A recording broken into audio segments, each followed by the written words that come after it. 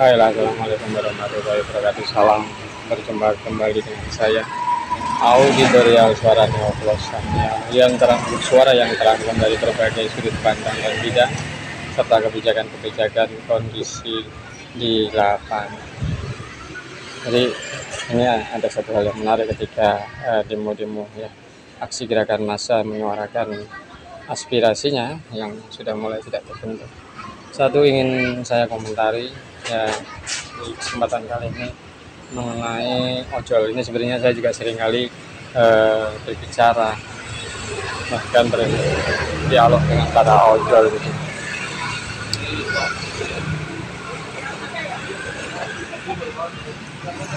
Jadi pemerintah ini terutama pemerintah Jokowi itu terlalu menganggap enteng permasalahan kemitraan ya, para ojol. Ada hal yang strategis yang kalau pemerintah itu cerdas bahwa para ojolers mereka adalah mitra strategis. Saya sampaikan mitra strategis apa? Satu ya, para ojol bermitra dengan korporasi, berarti dari pihak swasta yang memiliki organisasi keuangan atau ekonomi yang besar.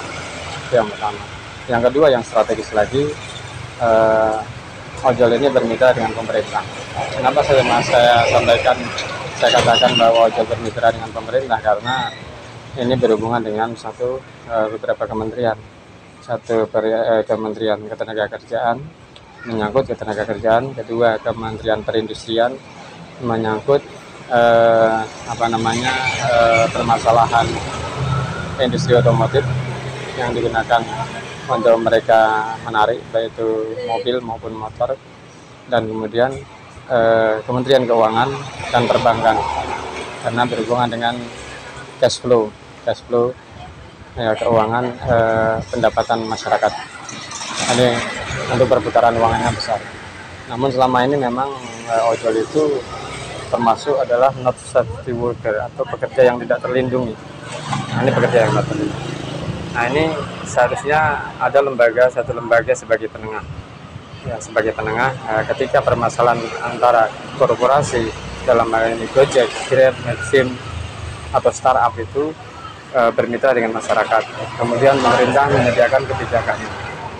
Nah, lembaga itu adalah ombudsman yang mengawasi sistem pelayanan publik, termasuk yang berhubungan dengan kepentingan publik dalam rangka pelayanan maupun publik dalam rangka mendapatkan haknya ya, untuk mendapatkan penghidupan yang layak.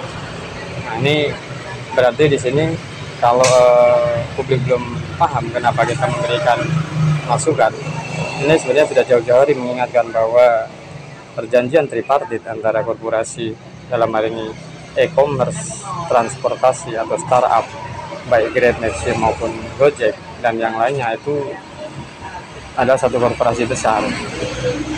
Akhirnya mereka juga bisa menjadi bisa bermain monopoli ya. Nah, di situ walaupun mungkin sekarang ya masih sedikit, seperti Shopee sendiri, Lazada sendiri yang tadinya hanya sebagai e-commerce kemudian memiliki boleh dikatakan unit delivery, transportasi dan yang lainnya. Ini sebenarnya patut mendapat perhatian khusus, namun kan tidak mendapat perhatian khusus, justru mereka kesejahteraannya tidak terpikirkan oleh pemerintah. Nah, ini akhirnya terjadi ya penumpukan permasalahan yang tidak diselesaikan selama ini ya, ini yang mengakibatkan aspirasi mereka disuarakan secara langsung melalui gerakan mereka. Jadi mereka berhak untuk menyuarakan apa yang menjadi hak mereka dalam mendapatkan kehidupan layak di negara ini. Nah, ini yang belum dipahami oleh para publik, bahkan mungkin para buzzer-buzzer pemerintah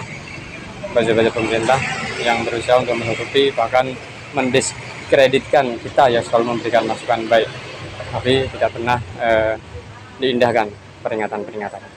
Baik, itu saja dari saya. Jadi kita pun juga sudah memberikan solusi. Kita memberikan masukan tapi kita juga dengan solusi. Saya memberikan masukan, saya juga dengan solusi. Tidak asal kita memberikan masukan tapi terus pergi. Nah, jadi kita siap dengan solusi. Solusinya apa? Nah, silahkan, nanti gampang. Dan saya sudah berbicara dengan beberapa tukang ojek. Kalau perlu kalian mogok, kalau perlu kalian tarik, Karena kalian mogok pun karena hubungannya dengan ketenagakerjaan, karena berhubungannya dengan kerjasama yang sepihak, menguntungkan sepihak, kalian dijamin oleh negara dan pemerintah yang akan melakukan jaminan itu. Jadi itu salah satu hal yang penting yang ingin saya sampaikan, bahwa berhati-hati menjelang akhir jabatan masa pemerintahan Joko Widodo. Kalau tidak hati-hati, mungkin bisa diturunkan secara unkonstitusional. Baiklah, terima kasih. Mudah-mudahan apa yang saya sampaikan bisa memberikan masukan bagi rekan-rekan semua.